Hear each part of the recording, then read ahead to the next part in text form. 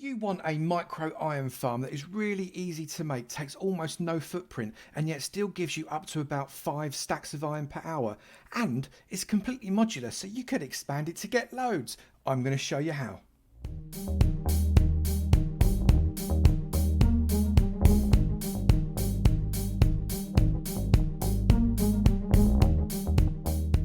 Good morning, good afternoon, good evening, and good night, and welcome to another episode from me, Avomance, in my farm tutorial series. Today, it's a mini iron farm. Not one of those massive great things that you've got to build in the sky, but a little tiny one that you can then make bigger if you so wished. I have seen this from my friend ScouseMouse. He did a tutorial on this. The link is in the description below. And I spoke to him and he said he'd be really happy for me to show my version of his farm. I do recommend you go and see his farm. Mine is a little bit different but uses the same principle, and he's really happy that I'm doing it for him. So let's crack on. The principle of this farm is dead simple. Zombie scares villagers. Villagers get sufficiently scared to shout very loudly for an iron golem. Iron golem appears and then gets pulled apart by lava, and you collect its lovely bits. Bit brutal, but it works. To make this farm, you actually don't need too much. It's dead easy, and you might even need less than this if you don't go up in the air. You can do it on the ground. I'll talk about that in a minute. 3 stacks of structural blocks, 3 signs, 1 bucket of lava, 2 buckets of water that you can make an infinite water source out of, or if you want, just 4 buckets of lava. About 48 things of glass, 2 chests, about 1.5 stacks of slabs. They could be any type of stone slab, but slabs. 6 sticky pistons, 4 hoppers, 1 block of redstone, 7 redstone dust, 2 comparators, 2 repeaters, 6 lanterns. You could use torches, but lanterns just look better. 4 of your workstations. I've got smoker, cartography, loom and blast furnace, but you don't have to have those 4. An anvil and a name tag with a name. We've got 4 beds, 1 boat, 1 minecart, some rails, some powered rails and some levers to be able to transport your villagers up to the farm. Step 1, and we're going to kind of build upwards from the bottom. This is a 7x7 square. This forms the collection place where we're going to be gathering up our golems, and we're going to be harvesting for their iron and also their poppies. So we've got that there, 7x7, and just build yourself a ridge around the outside of that. But leave this one corner open because we're going to do something in this corner here. Now, depending on where you want to put your collection, this is obviously where I'm going to put my collection, you need to get yourself a chest there and there. Ignore the fact I've done this in water. I just chose to do it in water so you could differentiate where the platform is really, really easily. You can absolutely do this on land. It is no big deal at all. Get yourself a hopper, take out those 2 and put 2 hoppers running into that chest. If you chose to, you could put another chest underneath. That would be absolutely no problem. You could make that as many chests as you like. And then here, you can now place that there. Bring this round with another row. That is perfect. And finally, 1 more row. That is brilliant. Right, come down and get yourself an oak sign or any other wooden sign. Place a sign there. Doesn't have to have anything written on it. Place a sign there. That is brilliant. And place a sign there. That creates an isolated 1x1x1 box that you can lob a bucket of lava in. You can see that lava just sits there, doesn't do anything. Then on this side, get yourself a just a block on the opposite corner to where you've got your lava. Place a water bucket on top of that block and then remove the block. And what that will do is that will create a water stream that goes all the way from this end right down to the lava, but not under the lava. That means that the golems will be swept along into the lava and all their items will go into that hopper. And then finally, get yourself some slab and put a bottom slab around the edge of this. Now this is because there is a chance, depending on how far you make this drop, and you might not want to make it drop at all, you might want to put it directly above this. With a half slab, bottom half slab on this row here, that makes that non-spawnable for those golems, and you don't want these golems to be able to spawn anywhere except where you want them to. Next up, come to the corner that is directly opposite your lava, so where you've got a raised water, and place a block instead of the slab, and then count up 4. 1, 2, 3, 4. Now you can go higher. I don't recommend you go lower, but you can do it directly off of the corner if you want. You just need to make sure that you've got no caves or any open spaces under the ground if you do that, because otherwise you could end up with golems spawning in the caves, and that's going to break your farm. Then what you want to come in is backwards, away from the lava block, come out 1, 2. And then you want to build yourself a platform that is 4 by 6. That's 1, 2, 3, 4. And then in this direction, 2, 3, 4, 5, and 6. And then you want to fill that in. Once you've got your little 4 by 6 platform, put yourself a row of blocks along the front 4 there. So just come on from here, the front 4 there. Come in, go 1, 2, 3, and 4 redstone repeaters set to a single tick. Don't change them like that. Just have them standard, normal, all that kind of jazz. Put 4 redstone dust and a redstone dust on that block or that block. Doesn't matter which one. I'm just going to put it there. Then get yourself a sticky piston and face it in that direction. And then get another sticky piston and face it in that direction. So they're kind of facing each other with a 2-block gap in the middle. Get a block of redstone, bosh it straight into that. Then if you pop yourself a hopper there, crouch click a hopper into that, and then come next to it and put that hopper back in where it was before. So you can see that you've got the spouts of the hopper, you can see there, are pointing into each other. Get yourself a comparator, put a comparator there and a comparator there, and then what we need to do is to get another block and put a block there, and also there and there. Pop that block on top of there. Oh, wrong one, sorry. I meant pop that block on top of there. Pop that block on top of there. A redstone dust there and a redstone dust there. And what you've created there is a hopper clock.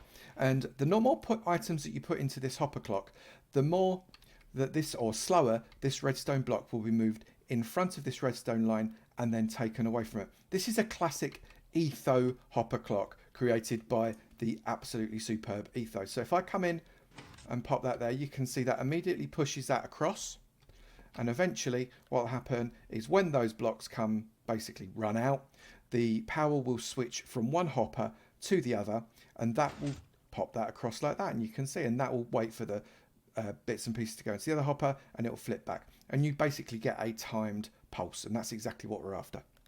Next step, really simple. Come up to this far corner where the comparator is going into, and come up 1 block. And I want you to build a row of 9, including this one. So 1, 2, 3, 4, 5, 6, 7, 8, and 9. And you should find you come out 1 past that column that you've got there. And then come in this direction, 6. That's 1, 2, 3, 4, 5, and 6. And again, you should find you've come past that column there by 1.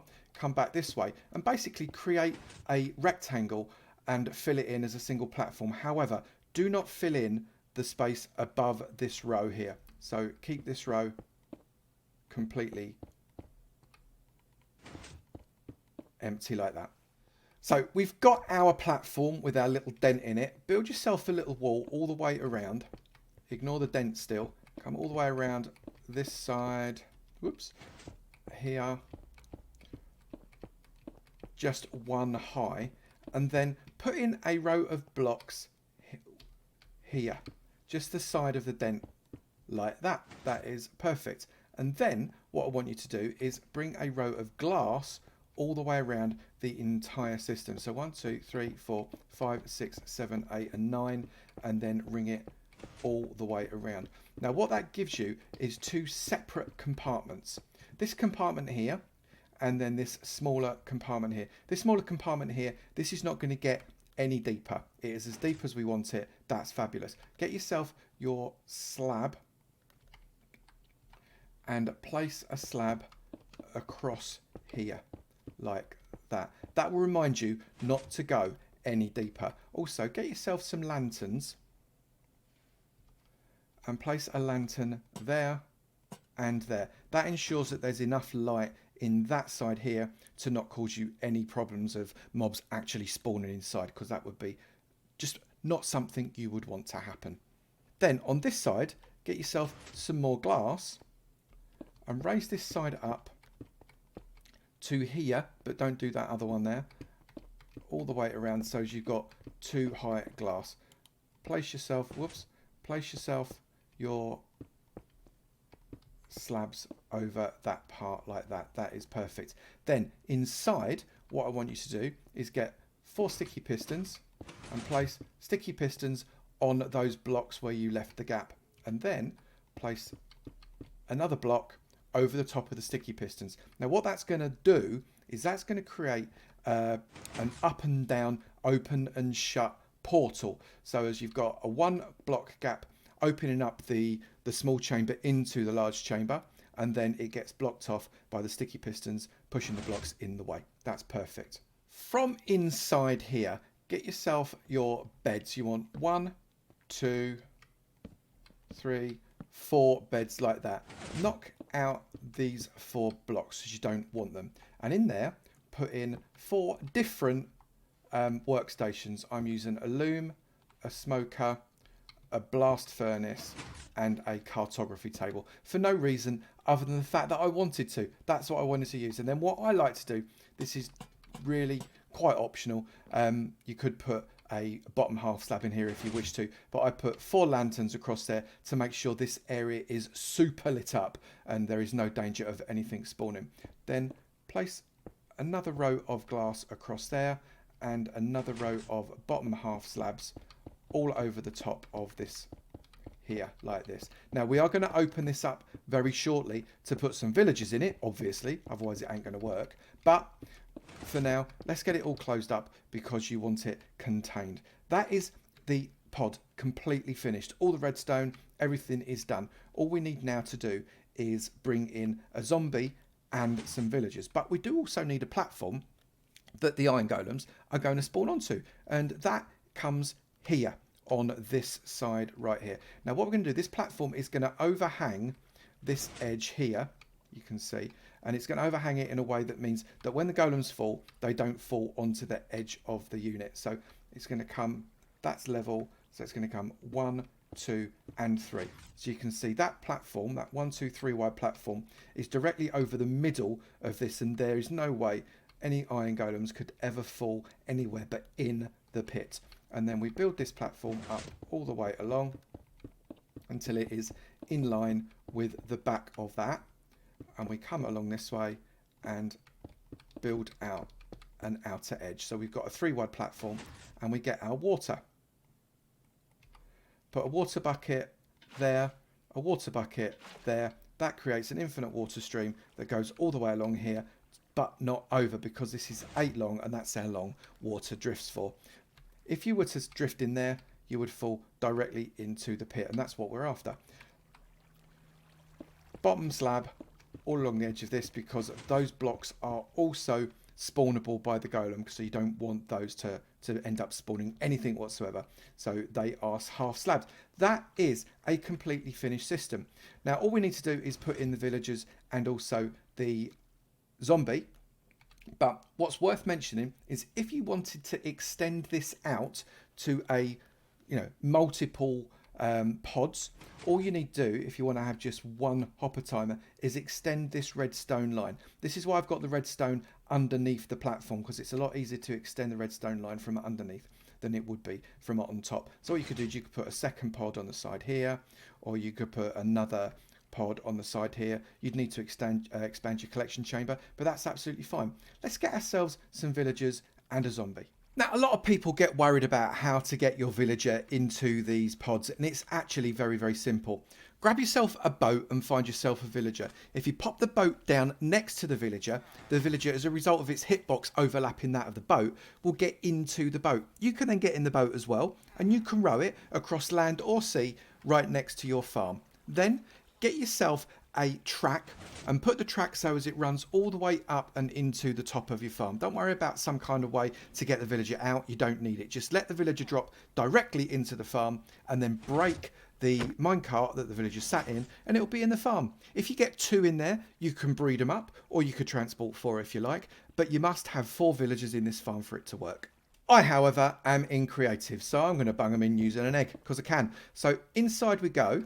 And just place one at a time these villagers, and you want to see them take in all 4 of these professions. That's why you've got 4 different workstations, so you can see all 4 of them have actually worked. So one comes in, hopefully that will take a profession fairly shortly. There we go, there's one.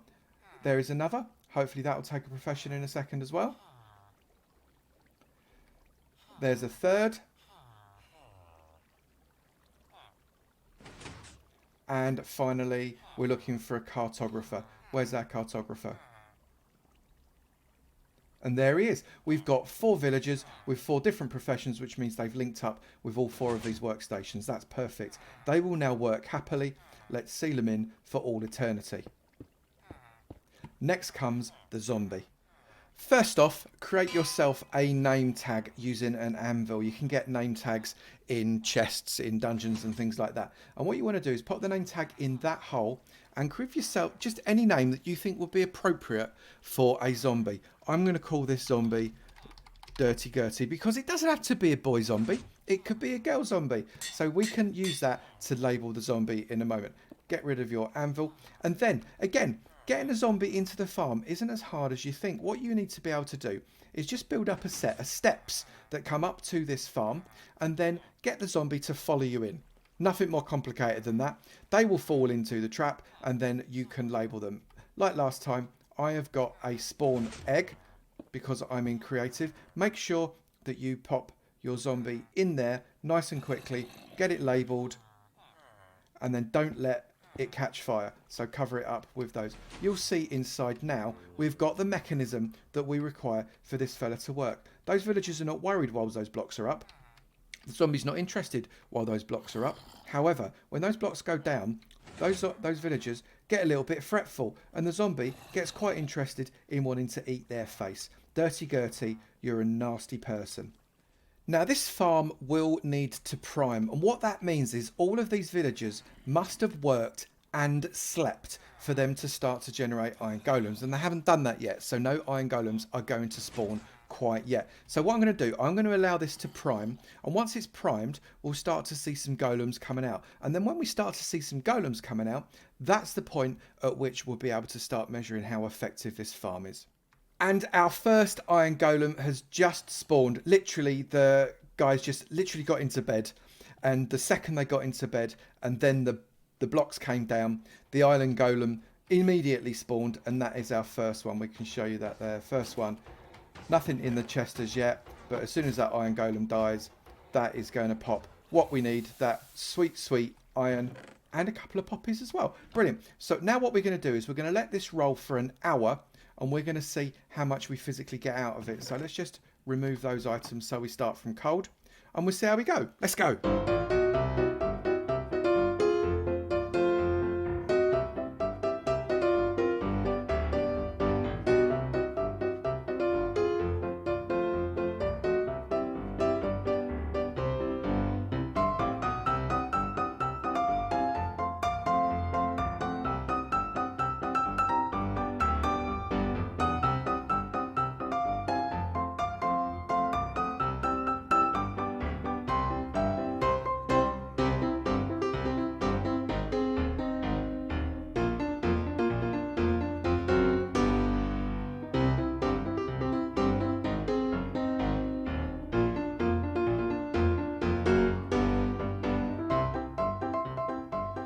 And we have been rolling for exactly 1 hour, and these iron golems have been flowing in by the look of things. Let's see what we've got. So after exactly 1 hour, we've managed to get ourselves very nearly 5 stacks of iron with a single pod, and that is with what, 1 1/4 stacks of poppies as well, if that's something you're interested in. That is not too shabby for something that was actually just a complete throw together.